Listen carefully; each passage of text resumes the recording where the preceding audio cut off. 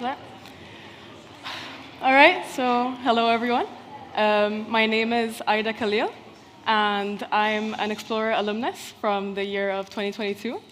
And I'm very excited to welcome and introduce you to here today, Nico Balestrini. Hello. So Nico was born in Argentina. He's a biologist by profession, a self-learning technologist since he was little, and he's been crypto crazy since 2012. And since 2019, he's been the CEO, COO, and the co-founder of Origino. And he's been dedicating himself full-time to the company. He lives in Bariloche, Argentinian Patagonia, as a digital nomad, and Nico is a lover of nature, adventure, and entrepreneurship. He also develops wetland conservation projects in a socially and economically sustainable manner, based on incentives for owners and in compliance with ESG goals by companies. He's an expert in traceability, supply chains, and asset tokenization with digital identities. So thank you very much, Nico, for joining us today. Too many expert things. A lot of terminology. But a lot of work, yes. Yes. So before we get started, would you please mind explaining to us briefly what a digital nomad is? Yes. Well, digital nomad, it's almost possible because of technology, because you can work wherever you want in the world, and like making your own business or your own work, and you don't have to change every time you move from place to place. So, in fact, I have made my same job in Buenos Aires, in Bariloche, then I am moving to Villa Langostura, it's a tiny town, so I am like going each time smaller in the cities. And what's it's really beautiful, it's not that I have made everything in Argentina, but you can also come here 6 months to work in Valencia, a beautiful, beautiful city. So you can stay here 6 months, you keep on working, and what it's really nice today, the crypto crazy thing, it's real. I knew the crypto ecosystem in 2012, really at the beginning. And what that allows is to also receive incomes, the revenue of your work, also in crypto, so you don't have to matter if you have your bank account in Argentina, in EU, in USA, whatever. So that's also very helping to be a digital nomad, because now technology also allows to do that, and you can pay with your card, with your crypto card, or your bank account card in each Visa, MasterCard place, and live like you are living in the city where you started the job. It's beautiful. That's amazing, and it's very interesting, must be very different. So given that you are COO and are a co-founder of a company, what are the skills that you would say make the development of a company more efficient? It's of the company, and of the company, I think that really, what really matters is the team, and of the team, the co-founders. The co-founders there are not too much companies that are only one founder. It's not really the best, because you need company, you need people that you can talk about your company, and not only employees. When you can share things with co-founders, it's very nice. Not too much. If you have 5, it's like maybe too much. If you have 3, maybe it's the best. We are 2. I think we should have been also 3. But also there, that not everyone must be the same. If everyone is, I don't know, in technology, they are all CTOs. You will have problems. But if one guy is, I don't know, business, he knows about business, another HR, another sales, and that is the skills that you need as a company to start. Mm-hmm. When you grow, everything is possible, because you have money, you have sales, you can build a great team, but when you are not going well, and the 80 or 90% of the startups of the entrepreneurs have a time where you are not well, you're in the valley of death in the startups way.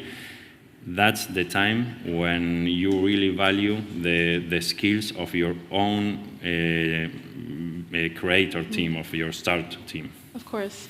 And about the skills, then as co-founders also the team, the personal skills, you have to know that you will have to pivot, you will have to be resilient. I think in English it's okay, no? Resilient, like you will have to change a lot what you are doing with your product, but hopefully you not change what you are, because that's also very important, and that's a real skill.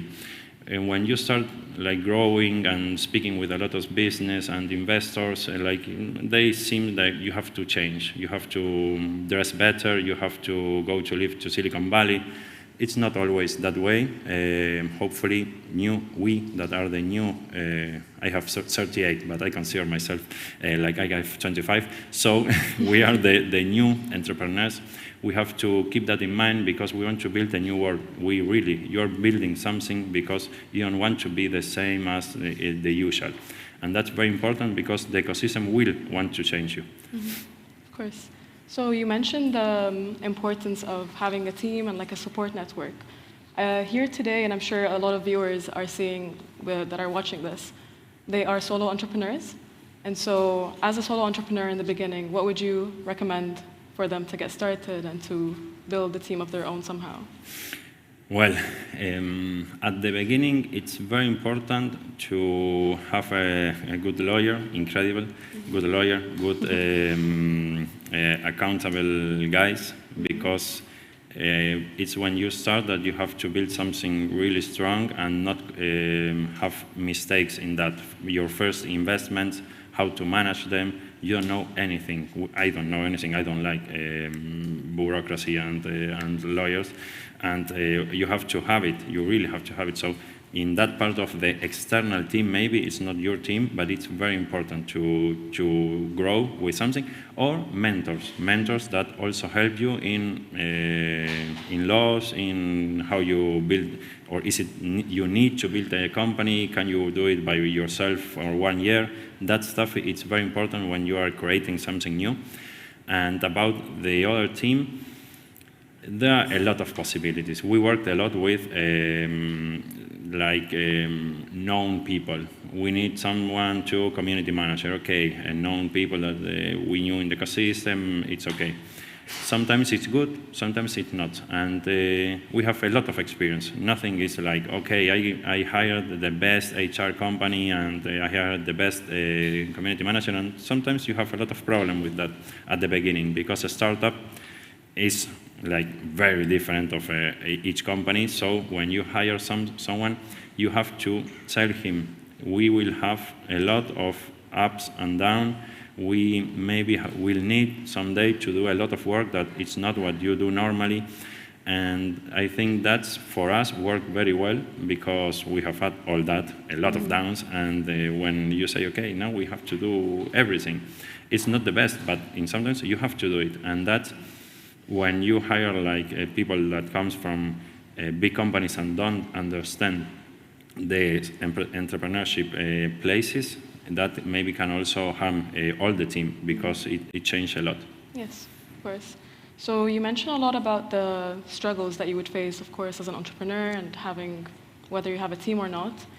And so my question for you is to actually name one of your biggest mistakes in entrepreneurship and what you've learned from it.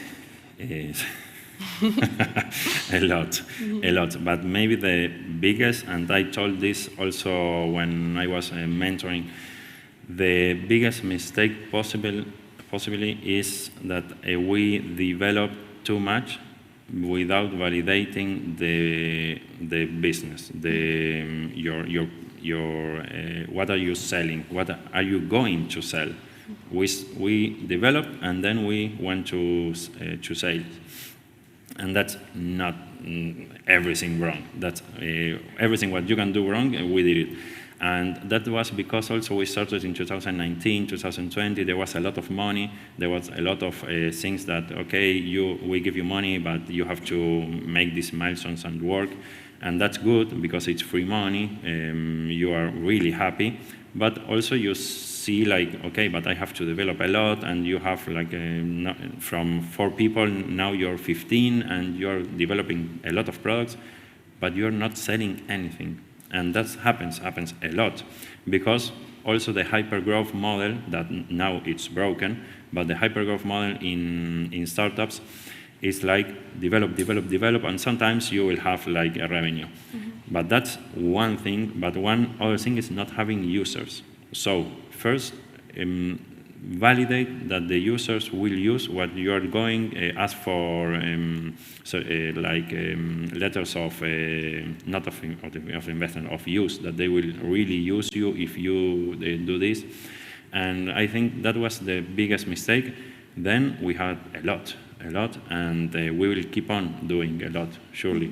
The important thing is be really strategic, and you can also pivot a lot. The startups should have startups and pivoting. Pivot every time you need, because when you don't validate what you wanted to do, you have to pivot. In our presentations, I always had a Ross from Friends that he was with the couch and pivot.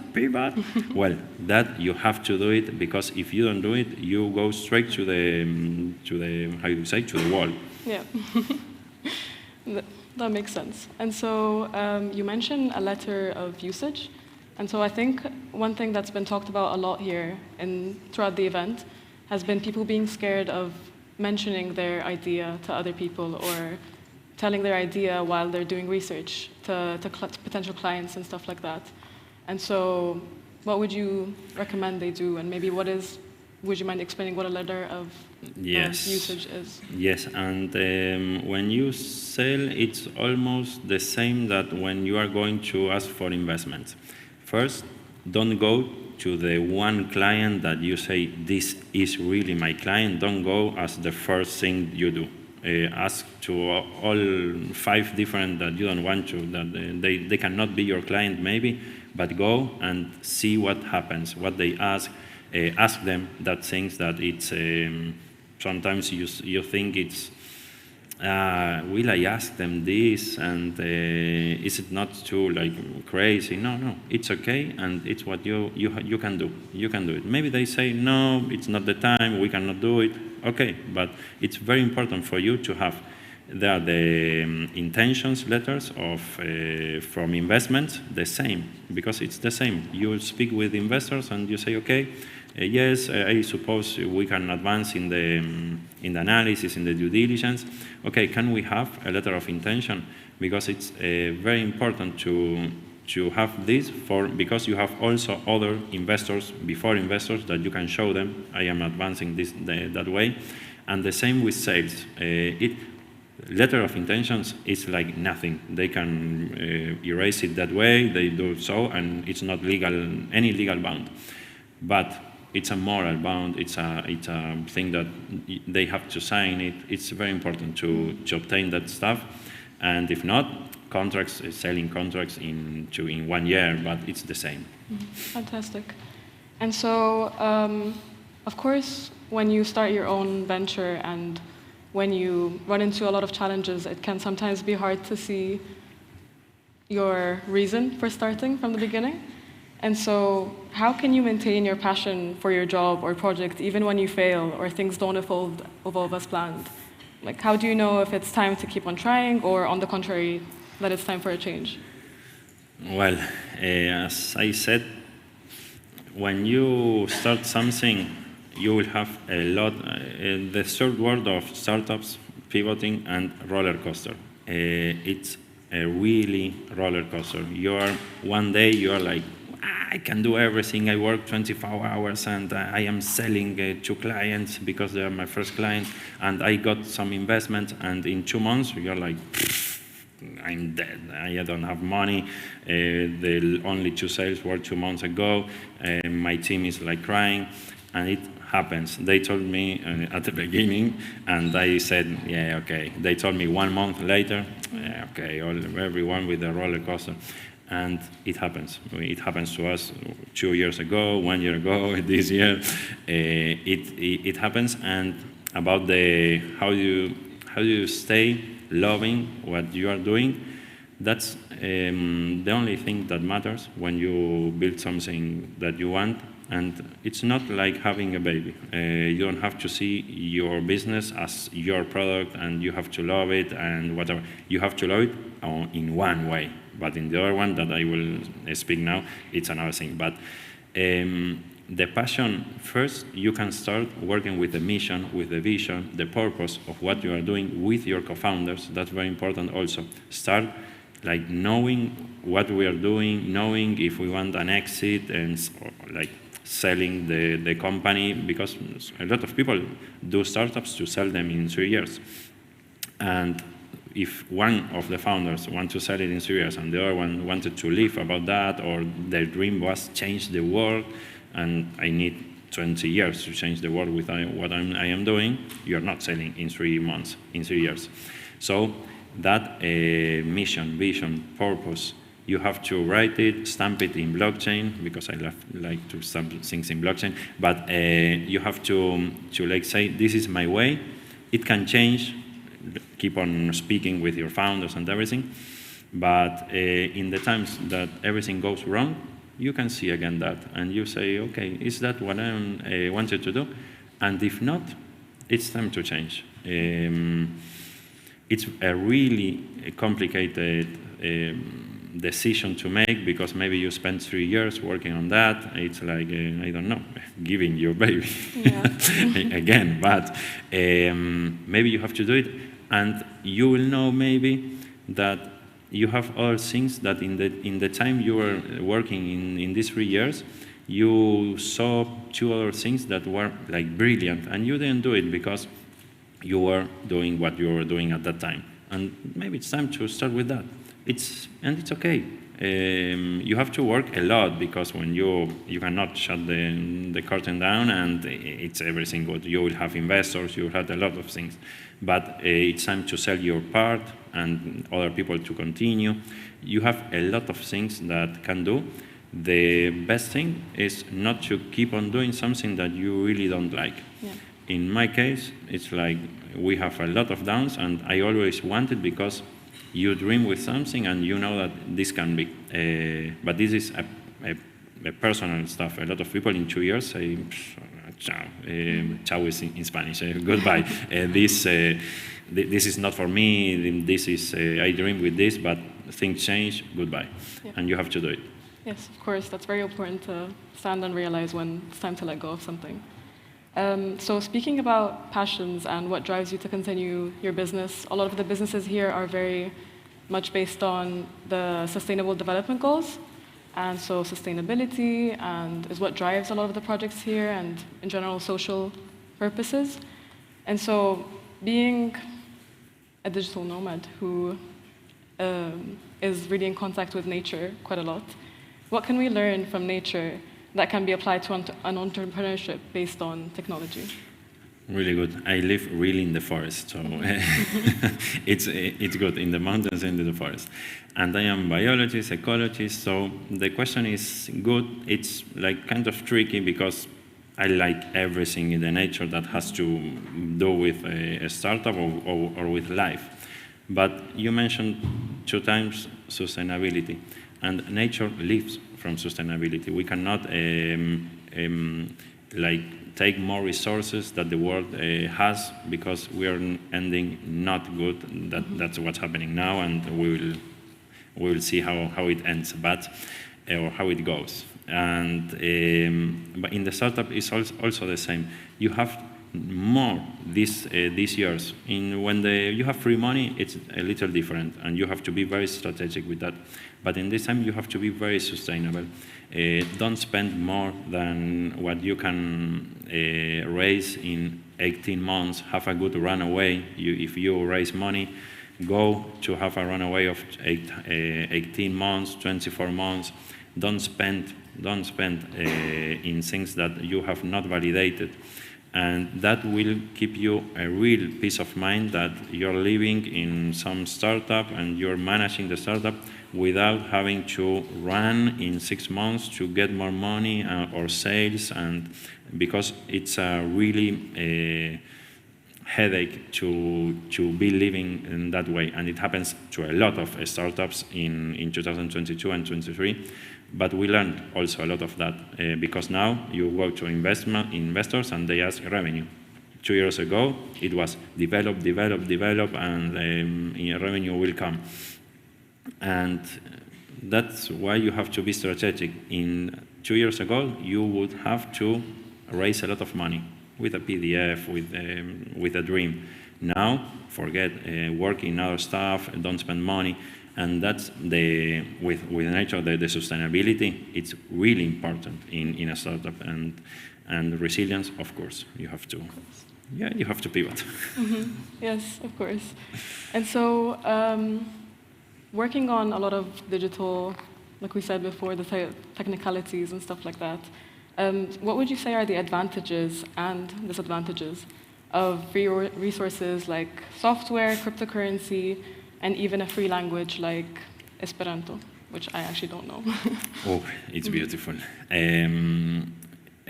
When you have free resources, and this is open source, freemium products, more or less, open source, remember, is not always free. It's free software. We have open source that it can be paid. But the open source is really important to use because if you code and you know a lot, something of programming, coding, you can see what you are using. And that's also important because you're building something with software that is from another one, and you're using it, and maybe it has a lot of, I don't know, also a virus, whatever. So that's the important thing about the open source software. But when you work, you will see that maybe a lot of open source software, it's not the best thing that you can achieve in the market. And I don't know, maybe in BI. In BI, you have a Power BI, whatever. Open source has not a very good program. So then you have to switch about, okay, I love open source. I use Linux, so I hate Windows, I hate Macintosh. And but that's my thing. It's not. Sorry, I hate. It's like I don't use it since 2013.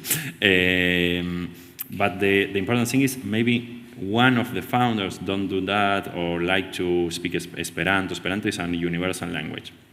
I speak Esperanto, and a lot of products of Origino. Origino is in Esperanto. It means origin. And Esperanto is like a universal language. I love to live in a global community, not the globalization, the capitalist globalization today, because it has a lot of failures. But when you think, okay, why we don't have a universal language, a second language, and I love to work with that. What happened to us is we have a lot of products that are in Esperanto, a name, but people don't understand it, and they say, what is this? I don't understand anything. So we have to switch to a normal language. It's not very complicated neither, but you have to separate what you want to do with the startup and when you can do it, because we will keep on with my co-founder, like having our webpage in Esperanto, for example, because we think that that's good and that's really beautiful. But you have times and times. You cannot change the world with 4 users. Mm-hmm. So you have to take it easy, and let's do the normal thing, and then you can switch. But always remember, we talk about the roots, like going back and saying, okay, why did I start this? For money or for doing something that I really love? And that has to do with crypto, for example. Crypto also is open source, it's free, it's beautiful. You can do a lot of products, but today, the adoption of crypto is 3% of the people. So I am going to spend money developing something with crypto if my users will not understand anything. Okay, then you have to stop, you have to do it like in the back, and then in 2 years go again using some things that are really good, but it's not the time. Yes. So given the mention of cryptocurrencies, a lot of people, maybe not a lot of people, but I think a couple of entrepreneurs would maybe not be familiar with cryptocurrency yet, and it seems like a bit of an intimidating ground to touch upon. So how can we get started with applying something like cryptology in our routine as entrepreneurs? Yes. Well, cryptography was really made because it has to do with everyone that it's starting to do, again, with the new people that wants to do a company. It has more to do maybe with software company, but it goes for everyone. Cryptography was born in the Second War and things to keep messaging private. And then it started in the 80s, again, like knowing that the internet will have a lot of information, the emails, it started with emails, encrypting emails, so the email that went to a server you cannot read what was in the server, and it goes, I send you an email, it goes to a server, someone can see everything, and it goes to you. If I send it encrypted, nobody can see it, and you decrypt it. And that's the beginning of the privacy and the freedom in a world with a lot of information. So I have money. I don't want that anyone can see it, but the cryptography, the crypto coins, the crypto assets, they are really open. I can see your bank account if you send me money, but only I can see that wallet, not other wallets. You have a pseudonym. So what really it's very important now about the benefits of cryptography is the new world of that the information is yours. It's always yours. In 5 years, in 10 years, the information will not be of Instagram, of Facebook, or I don't know, even WhatsApp also. The information will be yours. And also your documents, you will have like wallets, like the Google Wallet SIM, but with all the information that it's about you. If you close your account in Instagram, you will have all that pictures. If you now close it, you lose everything.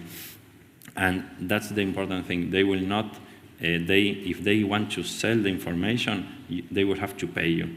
And that it's everything to do with the privacy and it's self-sovereign identity in the crypto world.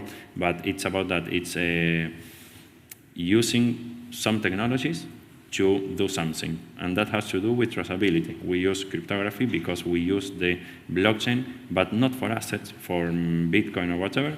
So we create NFTs that are unique identities, like twins of the real assets. And with that, you can trace everything, and everything is like public but private, and that's what we can build now, and there will be a lot of projects using this. Mm-hmm. And so for entrepreneurs themselves, maybe what are, for example, like the first step they can take into including that in their businesses?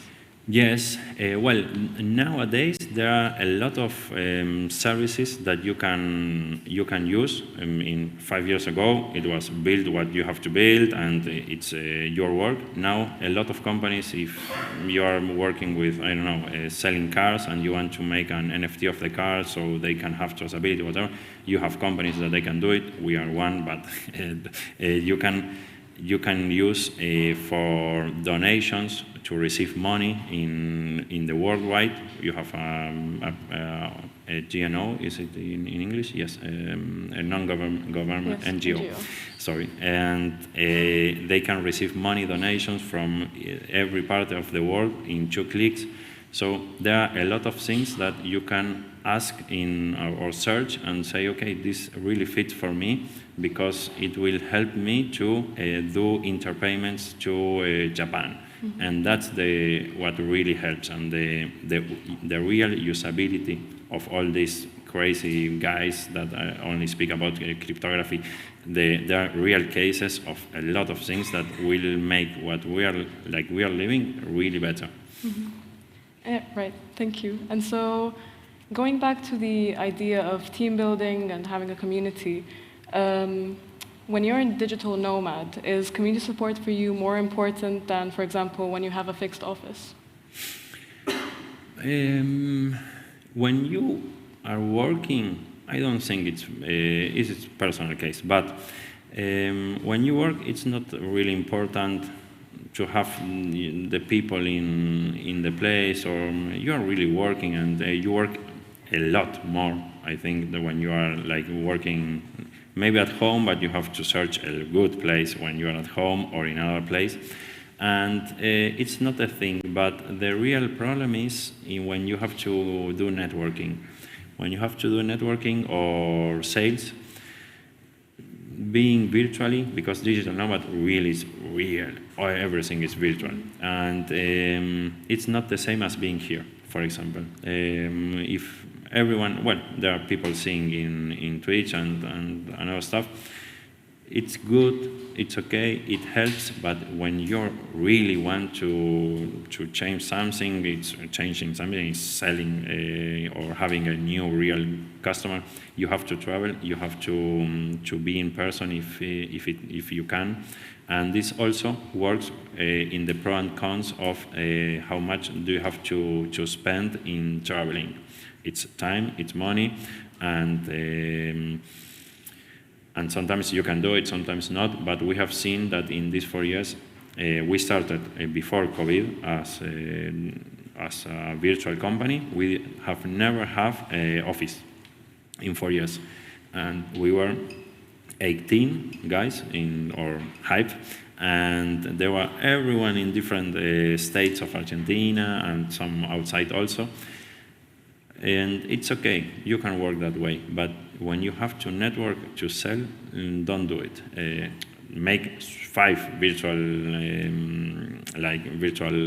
meetings, but one day, if you can, go and visit, because it's really important. Be one-to-one, be a person, a guy, and make connection, because it's a kind of, I don't know, it's different.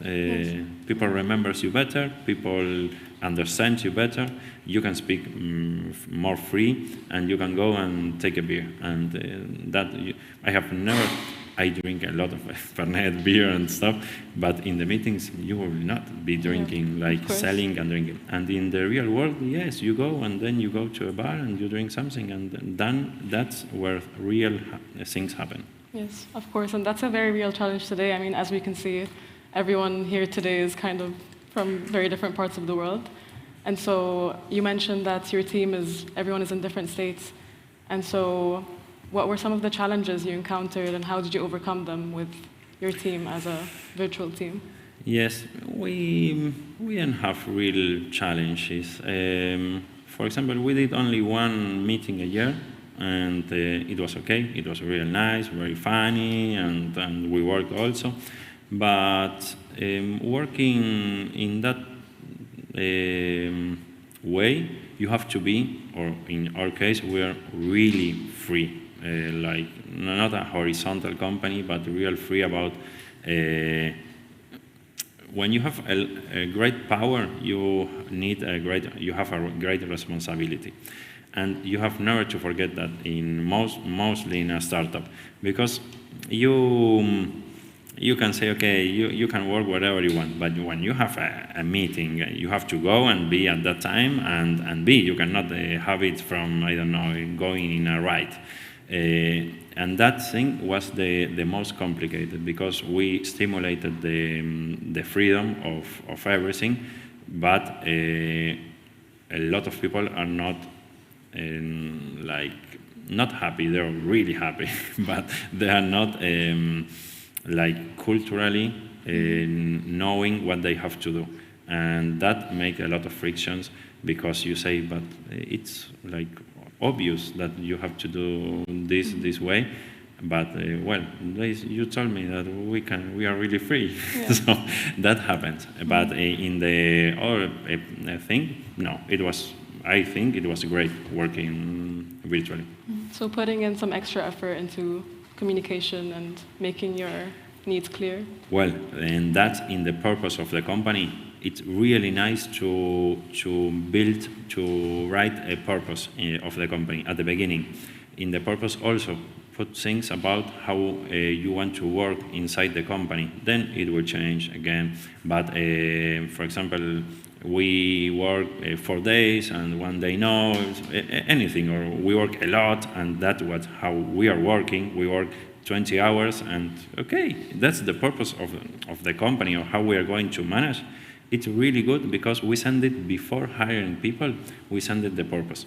And they had a lot of things. We like to use open source software to the CTOs, the IT guys, and then they come and they say, okay, I will start looking for open source. Then if not, we have to change. And that's when it's written, it's like the core and everyone knows it.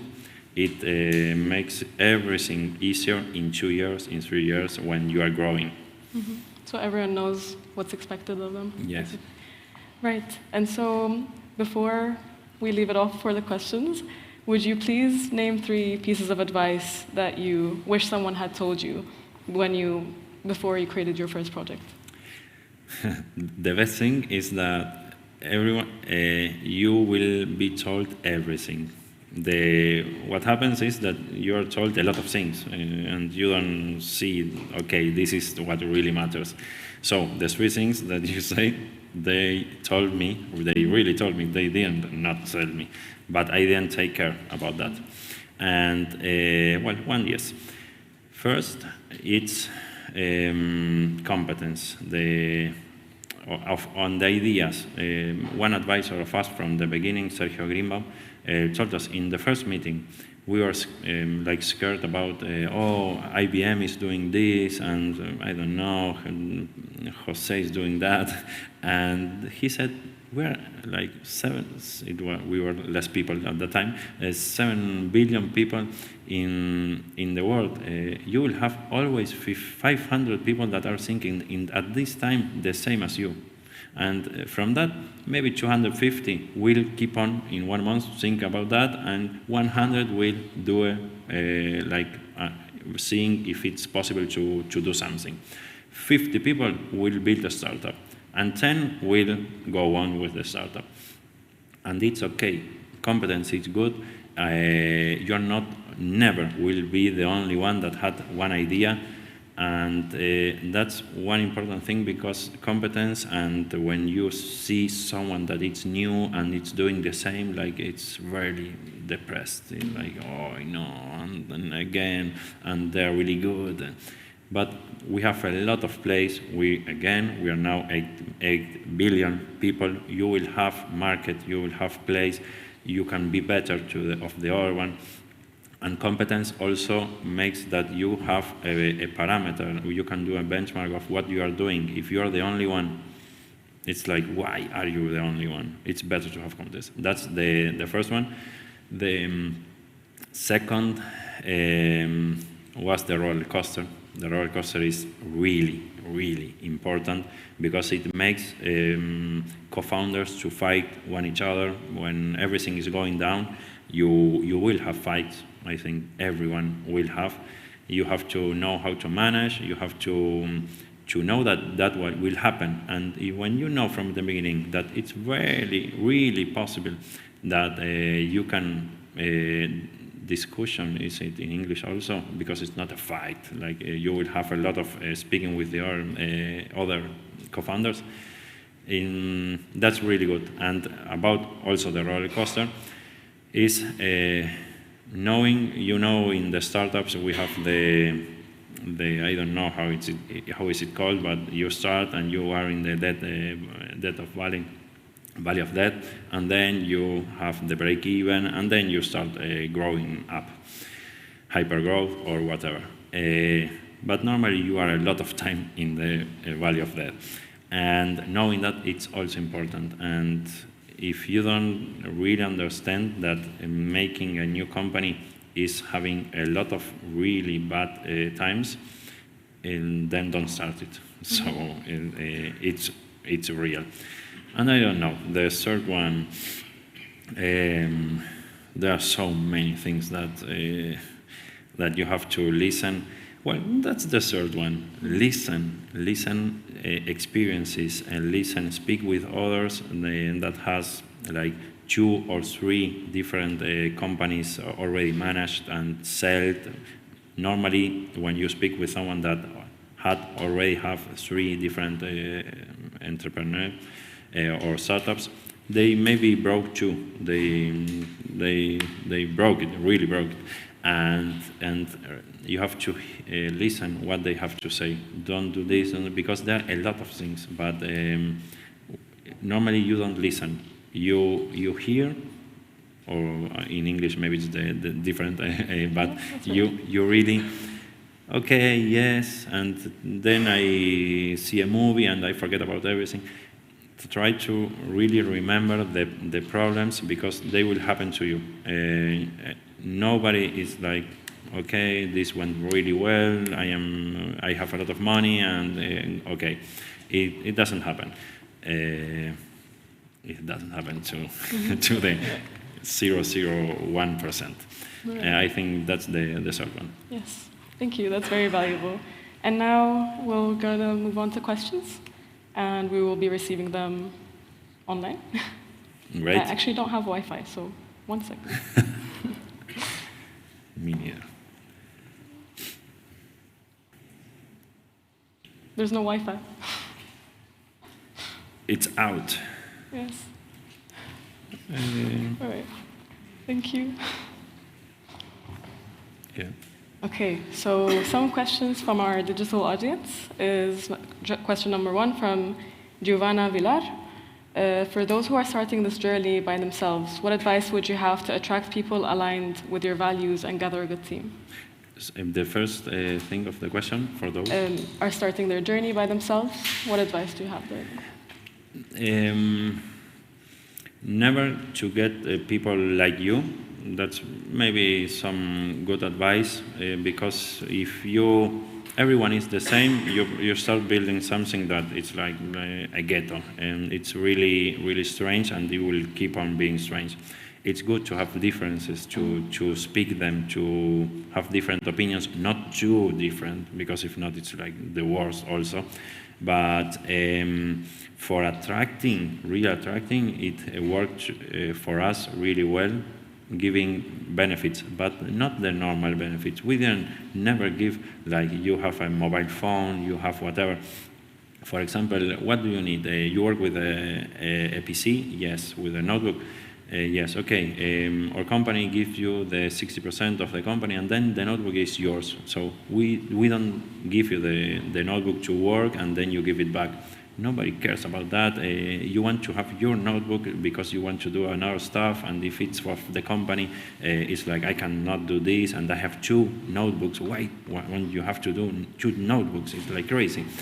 And it happens in a lot of companies. So making things like what people want to work with you, it's the best thing, and be really specific about the revenue or the money you will have and in which way, and making that benefits that it can be a little strange. It's like, I don't know, go and you can have in your birthday things and these stupid things, but it has not to be monetary. It has to be more with the values of the companies, the purpose again.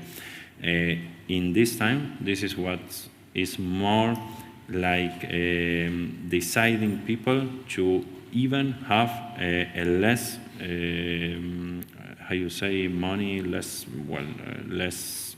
finances? Yes, to earn less money than in other company, but they want to work in yours because you really have a value, you really have some benefits that other doesn't have. 1 week more of vacations in the first year. You will not die because 1 week of vacations, and the people, they cannot live with 1 week of vacations in a year. It's like crazy. So try to think you're building again something new. Try to see how do you want to live. Why is this happening? And people understand that, and they say, okay, yes, I started and I have 3 weeks in the next year. And it's beautiful, and the people is happier, they work better, and the team is like happier. So, and that will make you like speak with someone that is maybe choosing in 3 different places that it's really good to decide to come to you. Yes, of course. And so we have another question from Endarno. He says, what are the 3 books that you always recommend? Books? Yes. Oh, I read a lot, and I recommend that, reading. It's beautiful, more than seeing TV and stuff. But I am biologist, I have anarchist philosophy, so what I can recommend is very strange. But one of the best one I like, and it's not a great book, but it's one of that changed me a lot, is Henry David Thoreau, Into the Woods, or I don't know, Walden, it's the name. Walden, it's a writer of 1850. And he also wrote about civil disobedience. It's the first guy that spoke about civil disobedience. And it's really nice because it speaks about nature, about living, like why do I have to read the newspaper every day if in 1 week that I read it, the news will be the same, everything will be the same. Don't spend so much time on that, and get a walk that you will make your brain work much better than being like every time reading something and whatever. Then now I love Asimov, robotics, AI. It's like there are some people that 50 years ago, 100 years ago, they understood everything. I don't know from where they come, but they really understood what was going to happen in the world. And one guy of that is Asimov. He wrote not only about robotics and the androids and the other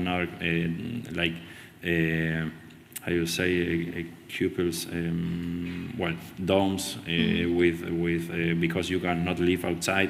He also wrote a lot about ecology and nature, and so he was a really informed people, and I love Asimov. And then now, even I like to read complicated stuff, but you have to read sometime a novel, and you can choose whatever you want because you read them fast. The other stuff you read everything like really slow and understanding, and why is that way?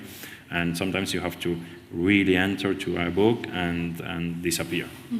That's very interesting. I'll definitely keep a note of that. And so we have another question that says, how do you recognize a good idea, and how do you know that an idea should be discarded? First, I have been in a lot of accelerations and competence, and you hear like a lot of companies. The world is not so big as we suppose that it is. The startup world is tiny. You are always meeting the same guys in different competitions and stuff, and then you learn a lot. You learn a lot about this is okay, but maybe like something is failing or not failing. It's you need something more in the pitch or in what you are building, but at the same time, a lot of all startups can fail in 1-2 years. So you're not nobody is the one that really can know in an elevator pitch of 1 minute, in 3 minutes, in one deck, if something is really great, because the idea can be really, really great, but when you are going to sell it, that it's the only thing that matters in the world is selling, it will not go well. So ideas can be really good. The monetization or the business model is really important. So that's really nice to see. And that's again, why do you see that one idea can be really good? Because the market is big, is good, because the business model is the right one. You can fail a lot, and because the guy that is speaking about that really believes in what he's saying, and he's like the eyes. It's like beautiful when you see some guy like that. It's really nice. Guy, woman, and but well, then a lot of investors, when the investors invest, they always make the thing about the hypergrowth is because of something. They invest in 10 startups. 8 or 9, they know they will fail. in the year 1 or 2, they have to have all the money they invest in the ones that fail because it's lost money, and they will have to be really good the other ones. So even the guys that see 2,000 pitch deck, investor deck in 1 year, they'll fail a lot. If not, there will be like 2 or 3 really good investors that always make everything good. There are people that sees very good and very well, but it's not something that one have or whatever. It's like knowing a lot, and being in the ecosystem makes you knowing a lot. Of course.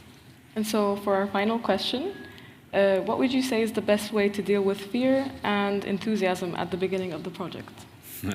The hypes and the lows.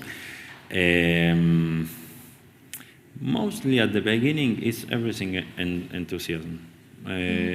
Mostly it's everything like nice. Okay, we can do this, and yes, and we are happy, and we make the first sales. It's like the thing about enthusiasm is that it's really good and helpful for the process, for the startup, but you have to know when you are too high. And that helps a lot the co-founders. When someone is not, for example, you have one that it's the IT, the product owner. One it's more salesman, and one it's more in the business, whatever, accountability. The product owner, maybe they receive money and he starts to, okay, and we can do this, and I need 4 people, and they hire, and you have to see he's very too high, and someone has to stop them. And that's the thing about enthusiasm. If the 3 are really like too high, it can be a problem. So it's good to manage between, and also not only for the product owner, for the salesman. Okay, I am very down because I am not selling anything. Okay, let's work together. What do you need? For example, the product owner, okay, I wanted to do this in my sprints. We wanted to build that one that we had talked, but now we are not selling. Okay, what do you need to sell more, or what do you think you need? Then we speak and we say, okay, it's the way or not. But I think managing that is not only you, it's the people around you. Of course. Well, thank you very much, Nico. It's been a pleasure. And thank you, everyone, for listening and joining us today. Thanks.